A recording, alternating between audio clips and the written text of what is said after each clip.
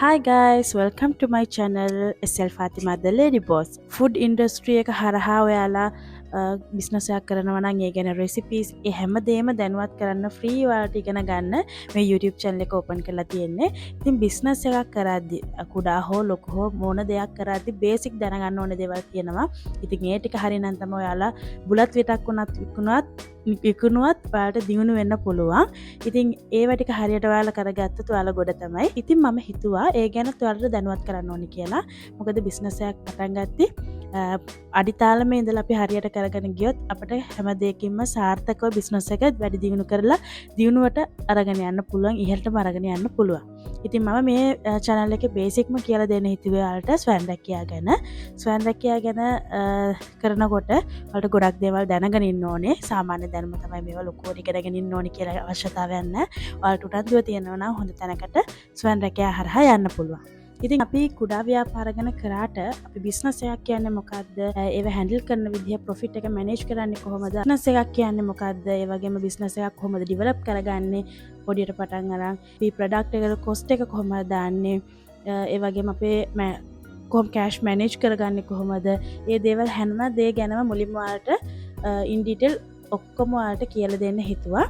ඉතින් බිස්නස් එකක් කරද්දී අපි දැන් සාමාන්‍යයෙන් මම ගොඩක් රෙසිපීස් එහෙම try කරන්න හිතාගෙන ඉන්නවා. ඔයාලට බිස්නස් එකක් කරද්දී කොහොමද ඒවා කරන්නේ? ඒ වගේම අත්වැඩවල්, ඒ කියන්නේ පොට්ස් හදන විදිහවල්, ඔයාලට ඕනමන්ට්ස් හදන විදිහවල්, තව resin item, cake item, sweets item හැම දේ ගැනම ඔයාලට සෙරප්පු හදන හැටි, හෙනා හදන හැටි, අයිස් පැක් හදන හැටි, ඒ වගේම හෙනා පොලිෂ් එක, ඒ හැම දේ ගැනම ඔයාලට මේ channel එකෙන් බලා ගන්න පුළුවන් වෙයි ඉදිරියට. මොන දේ කරත් අපි බිස්නස් එකක් කරද්දී මේන් දැනගන්න ඕනේ දේවල් තියෙනවා. ඉතින් ඒ ගැන මුලින්ම අපි දැනුවත් වෙමු. සාමාන්‍යයෙන් බිස්නස් එකක් කියන්නේ මොකද්ද? බිස්නස් එකක් කරන්නේ මොකද කියලා මුලින් දැනගමු. කවුරුණත් බිස්නස් එකක් කරන්නේ ඒකෙන් ලාභයක් උපයන්න තමයි. අපි හැමෝම කුඩා හෝ ලොකු හැම බිස්නස් එකක්ම කරන්නේ ලාභයක් ඉපයීම සඳහා. බිස්නස් එකක් කියන්නේ භාණ්ඩයක් හෝ සේවාවක් විකුණලා ඒකෙන් ප්‍රොෆිට් එක ගන්න එක. ඒ කියන්නේ ලාභයක් ඉපයීම. ඉතින් ව්‍යාපාරයක් කියන එකේ ප්‍රධාන අරමුණ ලාභයක් ඉපයීම වුණාට ඒක හරි විදිහට අපි කරන්න ඕනේ. කියන්නේ අපි ගන්න කස්ටමර්ට අපි හොඳ තෘප්තියක් වෙන විදිහට, අපේ එයාට අවශ්‍යතාවය ඉටු වෙන විදිහට අපේ ප්‍රොඩක්ට් එකක් හෝ සේවාවක් හරි විදිහට දෙන්න ඕනේ. ඉතින් ඒක තමයි මුලින්ම ව්‍යාපාරයක් කියන එකේ අරමුණ වෙන්න ඕනේ අපි හැමෝගෙම. බිස්නස් එකක් මුලින්ම කරන්න කලින් ඔයාලා හිතන්න ඕනේ ඔයාලට තියෙන හැකියාව. නැත්නම් ඔයාලට කරන්න පුළුවන් දේ. ඔයාලගේ ප්‍රොෆිට් ගැන කොච්චර ප්‍රමාණයක් තියෙනවද? කෑෂ් උනත් තියන්නේ ඒකට අපිට ඉන්වෙස්ට් කරන්න පුළුවන් ප්‍රමාණය හැමදේම තියෙනවද? අපේ ටැලන්ට් එක තියෙනවද? මේ හැමදේම මුලින්ම බලන්න ඕනේ. බිස්නස් එක පටන් ගත්තා, එහා ගෙදර එක්කෙනා පටන් ගත්තා, මෙහා ගෙදර එක්කෙනා පටන් ගත්තා, එයා වගේ නෑදෑයෝ පටන් ගත්තා කියලා බිස්නස් පටන් ගන්න අනිවාර්යයෙන්ම කරන්න යන්න එපා. මොකද මේ කාලේ ගොඩාක් අය එහෙම තමයි බිස්නස් පටන් ගත්තේ. එහා ගෙදර මිනිස්සයා කඩයක් දැම්ම අම්මමත් ඒ විදිහට දානවා. එහා ගෙදර එක්කෙනා ඇඳුම් අහනවා, අම්මමත් ඒ විදිහට කරනවා. මගේ යාළුවා මේ විදිහට කරනවා, ඒ විදිහට මාත් ඒ විදිහට කරනවා. අනිවාර්යෙන් එහෙමනම් පටන් ගන්න නම් එපා. මොකද ඒක 100% සාර්ථකම නැති දෙයක්. මොකද ඔයා මුලින්ම දැනගන්න ඕනේ ඔයාගේ හැකියාව මොකක්ද කියලා. හැකියාව අනුව ඒ වගේම ඔයාට කරන්න පුළුවන් දේ අනුව තමයි ඔයාගේ බිස්නස් එක ඔයා ඩිසයිඩ් කරන්න ඕනේ. ඒක තමයි ව්‍යාපාරිකයෙක්ගේ මුලින්ම තියන්න ඕන දේ. ඉතින් ව්‍යාපාර ස්වභාවය අනුව කොටස් කරන්න පුළුවන්. එකෙන් එකක් තමයි නිෂ්පාදන ව්‍යාපාර, වෙළඳ ව්‍යාපාර, සේවා ව්‍යාපාර කියලා කොටස් තුනකට බෙදන්න පුළුවන්. නිෂ්පාදන ව්‍යාපාර කියන්නේ අමුද්‍රව්‍ය යොදාගෙන ඔයා නිෂ්පාදනයක් නිර්මාණය කරලා විකුණන එක තමයි නිෂ්පාදන ව්‍යාපාර කියලා කියන්න පුළුවන්. ඒත් උදාහරණ වශයෙන් මට කියන්න පුළුවන් ඇඳුම් මැසීම, ආහාර නිෂ්පාදන, කැවිලි වර්ගයේ වගේ හදන ඒවා, ගෘහභාණ්ඩ නිෂ්පාදනය, ඒ වගේ දේවල් ඒකට අයත් වෙන්න පුළුවන්. ඉතින් අනිත් එක වෙළඳ ව්‍යාපාර. නිමි භාණ්ඩ නිමලදීගෙන ලාභයක් තබා නැවත විකිණීම. ඒ කියන්නේ ඔයා භාණ්ඩයක් අරන් ඔය රීක්‍රියේට් කරන්නේ නැතුව විකුණන එකට තමයි අපි වෙළඳ ව්‍යාපාර කියන්න පුළුවන්. ඒකට උදාහරණයක් වශයෙන් සිල්ලර කඩයක්, රෙදිපිලි වෙළඳසැලක්, ජංගම දුරකථන අලවියක්. ඉතින් ඒක අරන් එක විකුණ එක විතරයි කරන්න තියෙන්නේ. ව්‍යාපාර විදිහට ඒවා හඳුන්වන්න පුළුවන්. ඒවා ව්‍යාපාරයකට දාන්න පුළුවන්. අපිට සැලුන් දාන්න පුළුවන්, නිර්මාණ ග්‍රැෆික්ස් නිර්මාණය කියන ඒවා ඒ බිස්නස් බලන්න පුළුවන්. ප්‍රවාහන සේවා, අලුත් වැඩියා සේවා, ඒ වගේ දේවල්. ඉතින් ඔයාලට ව්‍යාපාරයක් පටන් ගන්න ඉන්නවා නම් මේ තුනෙන් ඔයාලට අයිඩියා එකක් ගන්න පුළුවන්. ඔයා කොයි විදිහකටද කරන්නේ? ඔයාලට ටැලන්ට් එකක් තියෙනවා නම් ඔයාලට නිෂ්පාදන ව්‍යාපාර කරන්න පුළුවන්. ඔයාලට කෑම හදන්න පුළුවන් නම් කෑම හදලා විකුණන්න පුළුවන්. ඇඳුම් අහන්න පුළුවන් නම්, ගොතන්න පුළුවන් නම්, සෙරප් එහෙම හදන්න පුළුවන් නම්, ඒ වගේ පොට්ස්, ඒ වගේ ඕනමන්ට් ව්‍යාපාර විදිහට තමයි එන්නේ. ඉතින් අපි මේ channel එකෙන් ඔයාලට කියලා දෙන්නේ නිෂ්පාදන ව්‍යාපාර හරහා ව්‍යාපාරයක් කොහොමද කරගෙන යන්න කියලා. දැනුම ඔයාලට ෂෙයා කරගන්න තමයි මේ වෑයම. ඉතින් ඔයාලත් subscribe කරලා channel එක follow කරලා තියාගන්න. ඉස්සරහට ඔයාලට channel එකේ ගොඩක් දේවල් දැනගන්න පුළුවන් වෙයි. හරි. බේසික් මම කියලා දුන්නා ඔයාලට තේරෙලා ඇති ව්‍යාපාරය කියන්නේ මොකද්ද? ව්‍යාපාර ස්වභාවයන් අනුව වෙනස් වෙන විදිහවල්. ඉතින් ඔයාගේ ටැලන්ට් එක අනුව කොහොමද ඔයාගේ business එක තෝරගන්න කියලා ඔයාලට ටිකක් අයිඩියා එකක් ඇවිල්ලා ඇති. ඉතින් අපි මේ channel එකෙන් කුඩා ව්‍යාපාර ගැන කියලා දෙන ව්‍යවසායකයෙක් වෙන්න කොහොමද කියලා දෙන්නේ. ඉතින් ඒ අතරේ අපි ස්වයං රැකියාවක් කරන එකෙන් අපිට තියෙන benefits මොනවද කියලා මුලින්ම දැනගන්න ඕනේ. මම කියන්නම් ස්වයං රැකියාවක් කියන්නේ තමන්ගේ දක්ෂතාවයෙන් හෝ හැකියාවකින් තමන්ට ආදායමක් උපයා ගැනීමයි.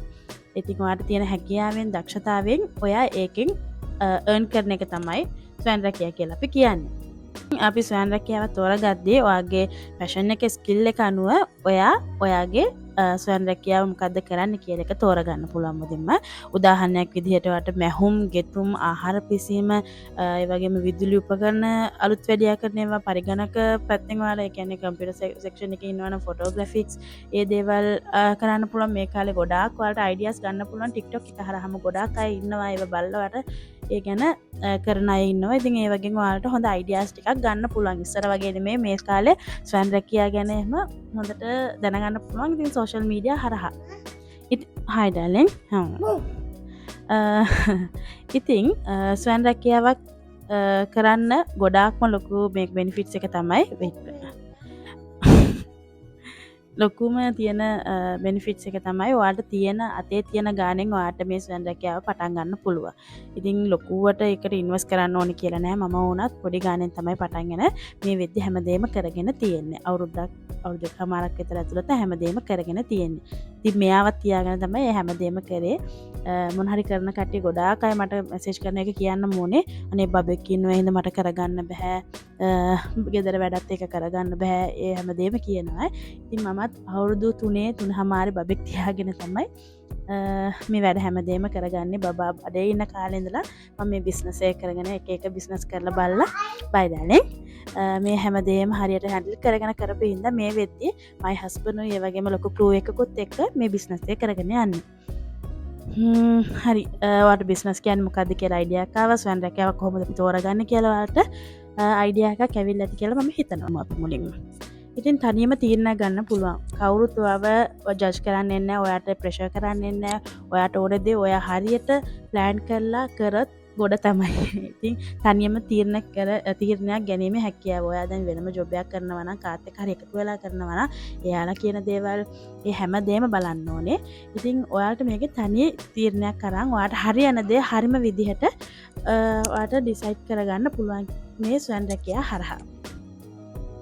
අපි මුලින්ම බලමු ස්වයං රැකියාවල තියෙන වාසි මොනවද කියලා. ඉතින් අපේම බිස්නස් එකක් කරද්දී ගොඩාක් වාසි තියෙනවා අපිට. කාගේවත් යටතේ ඩිපෙන්ඩ් වෙන්න ඕනේ නැහැ. කාටවත් ඩිපෙන්ඩ් වෙන්න අවශ්‍යතාවයක් නැහැ. අපිට ඕන විදිහට අපිට තීරණ ගන්න පුළුවන්. කාලය කළමනාකරණය කරගන්න පුළුවන්. ඉතින් තනියම කාලය කළමනාකරණය කියන්නේ එමෙ කියලා අපිට ඕන වෙලාවට පටන් ගන්නව නෙමෙයි. සාර්ථක ව්‍යාපාරයක් කරන්න නම් වෙලාව බලන්න නැතුව සාමාන්‍යයෙන් 8-5 ජොබ් එකක් වුණත් 8-5න් පස්සේ රිලැක්ස් එකක් තියෙනවා. ඉතින් ඔයාගේ ස්වයං රැකියාව දියුණුවට පත් කරගන්න ඕනේ නම් ඉතින් අපි වෙලාව බලන්න නැතුව වැඩ කරොත් තමයි මම කියන්නේ ඒකෙන් අපිට හොඳ ප්‍රතිඵල ගන්න පුළුවන් වෙන්නේ. ඉතින් ඔයාලට ඕන හදිස්සියකට ඩිවාරු ගන්න පුළුවන්. ඉතින් මේ දේවල් බලපානවා මේ ස්වයං රැකියාව කරද්දී තියෙන බෙනිෆිට්ස් හැටියට. නිවසේ සිටම වැඩ කිරීමේ හැකියාව තියෙනවා අපිට ස්වයං රැකියාවක් කරද්දී. ඉතින් බබාලා ඉන්න අයට හරිම ගොඩක් ලේසි. බබාව බලාගෙන බබාලා ගෙදර වැඩ ඒ හැමදේම බැලන්ස් කරගෙන අපිට ස්වයං රැකියාවක් කරගෙන යන්න පුළුවන්. ඉතින් ඔයාලගේ නිර්මාණශීලීත්වය එළියට ගන්න පුළුවන්. ඔයාලගේ ක්‍රියේටිව් අයිඩියාස් දාලා ඔයාලට ඕන විදිහට ඔයාලට කවුරුත් ජජ් කරන්න නැහැ. ඔයාලට ඕන විදිහට ඔයාගේ ප්‍රොඩක්ට් එක හදන්න පුළුවන්. හදලා බලලා ඒකේ හොඳ දේ අරගෙන ඉතින් සේල් කරන්න ඔයාලට පුළුවන් වෙනවා. ලොකුම බෙනිෆිට්ස් එක තමයි මේකේ තියෙන අතේ ඇති මුදලට ව්‍යාපාරයක් ආරම්භ කරන්න පුළුවන්. ඉතින් මේකට ලක්ෂ ගණන් ඕනේ නැහැ. ඔයාලට දැන් සාමාන්‍යයෙන් රුපියල් හිතන්නකො රුපියල් 5000ක් තියෙනවා කියලා. ඒකෙන් ඔයාලට බිස්නස් එක පටන් ගන්න පුළුවන්. අවුරුදු 5කට කලින් මම ගුලාබ් ජාමුන් හැදුවා. හරියටම 350 යතේ තිබ්බේ. හදන්න ඕනි කියලා හදලා try කරලා හදලා බලමු. ගොඩක් රසට ආවා. ගොඩක් කඩවල් වලට ගන්න තියෙනවට වඩා හොඳට රසට මම මේ ප්‍රොඩක්ට් එක හැදුවා. ඒක රෙසිපි එකත් ඔයාලටත් එක්ක ෂෙයා කරගන්නම් ඉස්සරහට. ඉතින් ඒක මම සේල් කරා ඒ දවස්වල නම් කොරෝනා වලට කලින්. ඒ දවස්වලට 150ට තමයි ගුලාබ් ජාමුන් 10ක් වෙන කප් එක ඒ කාලේ දුන්නේ. ඉතින් එහෙම කරලා මම ඒ කාලේ රුපියල් 15000ක් එකතු කරගත්ත. මොකද මොනවා කරත් මුලින්ම ඕනේ අපේ මැනේජ්මන්ට් එක. සල්ලි එකතු කරන එක. මම මේ දේවල් හොඳටම කරන කෙනෙක්. ඉතින් සල්ලි පොඩි ගාණක් තිබ්බත් මම ඒකෙත් කොහොම හරි කීයක් හරි එකතු කරගන්න තමයි බලන්නේ. ඉතින් ඒව එකතු කරන විදිහ වල ටිප්ස් එහෙම ගොඩක් අයට තියෙනවනේ. සල්ලි එකතු කරගන්න බෑ, වියදම් වෙනවා එහෙම කියන අය ඉන්නවනේ. ඉතින් ඒකටත් මම කරන ටිප්ස් ගැන ඔයාලට ඉස්සරහට දැන්වත් කරන්න. ඉතින් හරි, දැන් බෙනිෆිට්ස් බැලුවා. ඊළඟට අපි බලමු මූලික අවශ්‍යතා මොනවද ස්වයං රැකියාවක් කරන්න. දැන් සාමාන්‍යයෙන් මම උදාහරණයක් විදිහට ගන්නවා නම් ගොඩාක්ම අය කරන්නේ ෆුඩ් ප්‍රොඩක්ට් ගැනනේ. ගොඩක්ම ස්වයං රැකියාව ගැන බලනවා නම් ඒකට තමයි ලියාපදිංචි ඒ දේවල් ගොඩක් එකේ රෙගියුලේෂන්ස් ගොඩක් තියෙන්නේ. ඉතින් මම ඒ ගැන උදාහරණයක් විදිහට අරගෙන මම ඔයාලට ඒ ගැන දැනුවත් කරන්න. හරි, දැන් මම මේ උදාහරණයක් විදිහට ගන්නේ වටලප්පන් හදනවා කියලා. ගොඩක් අය ඒකද කරන්නේ නේද? මේ දවස්වල වටලප්පන් එහෙම කඩවල වල ගහදියට දානවනේ. මම දැකලා තියෙනවා. ඉතින් ඒක උදාහරණයක් විදිහට ගන්නවා හැමෝම කරන එකක් හින්දා. ඉතින් ව්‍යාපාරයක් ලියාපදිංචිය ඊළඟ සෙෂන් එකේ කියලා දෙන්නම්. ඒක ෆුල් ලෙසන් එකක් විදිහට ඔයාලට යන්න ඕනේ. මොකද BRA කොහොමද ගන්නෙ, කොයි තැන් වලට යන්නේ, කොච්චර මුදලක් යනවද, ඒ හැම දෙයක් ගැනම ඊළඟ වීඩියෝ එකේ මම ඔයාලට දැනුවත් කරන්නම්. ඊළඟ එක වෙළඳපොළ පරිශ්‍රණ සහ සැලසුම් කරණය. සාමාන්‍යයෙන් දැන් වටලප්පම් විකුණනවා නම් අපි වෙළඳපොලේ බලන්න ඕන කොහොම ගානකටද යන්නේ මේක. සාමාන්‍යයෙන් යන්නේ 100ත් 120ත් අතරනේ. ඉතින් ඒ ගානට අපි බලන්න ඕනේ කොයි කඩවල් වල මෙහෙම කොයි ගානට විකුණන්නේ. ඒ දේවල් අපි පරිශ්‍රණය කරලා බලන්න ඕනේ. කොයි ඒරියාස් වලට ගොඩක් යන්නේ. සාමාන්‍යයෙන් ඔයා හිතන්න අයිස්ක්‍රීම් එකක් කියලා හිතන්නකො. පරිශ්‍රණය කරද්දි ගොඩක් වෙලාවට අපි හිතන්නේ ස්කූල් සයිඩ් වල තියෙන කඩවල් වලට ගොඩක් අර අයිස් පැකට් එහෙම ගොඩක් විකිනනවා නේද? ඒ වගේ ඔයා කොයි ඒරියාස් වලද ඒවා ප්‍රොඩක්ට් එක විකුණන්න පුළුවන්. ඒ කොහෙන්ද ගොඩක්ම අපේ සේල් වෙන්නේ, ඒ හැම දෙයක්ම ඔයාලා අධ්‍යයනය කරලා ඒ ගැන මුලින්ම ඔයාගේ ප්‍රොඩක්ට් එකේ තියෙන මාකට් එකේ තියෙන වැලියු එක ගැන ඔයාලා දැනුවත් වෙන්න ඕනේ. ඉතින් බිස්නස් එකක් කරන එක ලේසි දෙයක්. අමාරු දෙයක් නෙමෙයි, හරිම ලේසි දෙයක්. ඔයා හරි විදිහට හරි දේ දැනගෙන ඒ දේ කරොත්, හරි විදිහට කරොත් සාර්ථක වෙනවා 100,000ක් ෂුවර් මට. ඉතින් මමත් ඔක්කොට ඒ ගැන අධ්‍යයනය කළා නෙමෙයි, හැමදේම ඉගෙන ගත්තේ සෝෂල් මීඩියා ඒ වගේම සාමාන්‍ය දැනුමින් තමයි හැමදේම එක්ස්පෙරිමන්ට් කරලා තමයි හැමදේම මමත් ඉගෙන ගත්තේ. ඉතින් ඔයාලටත් පුළුවන් ඉදිරියට මේ ගැන දැනුවත් වෙන්න. ඒ වගේම ලියාපදිංචි කරන විදිහවල් මම ඊළඟ සෙෂන් එකේ ගේන්නම් ඔයාලට. මොකද ඒක ගොඩක් ප්‍රොසීජර්ස් තියෙනවා. කොයි වගේ ගාණක් යනවද, ලියාපදිංචි කරලා තියෙන වාසිය, ඒකට කොයි ටයිම් වලට දැනන්නේ. ගොඩාක් අය මට කෝල් කරනවා කොහොමද ලියාපදිංචි වෙන්නේ, ඒ ගැන අහනවා. ඉතින් ඒ ගැන මම ඉස්සරහ වීඩියෝ එකේ දාලා දැනුවත් කරන්නම්.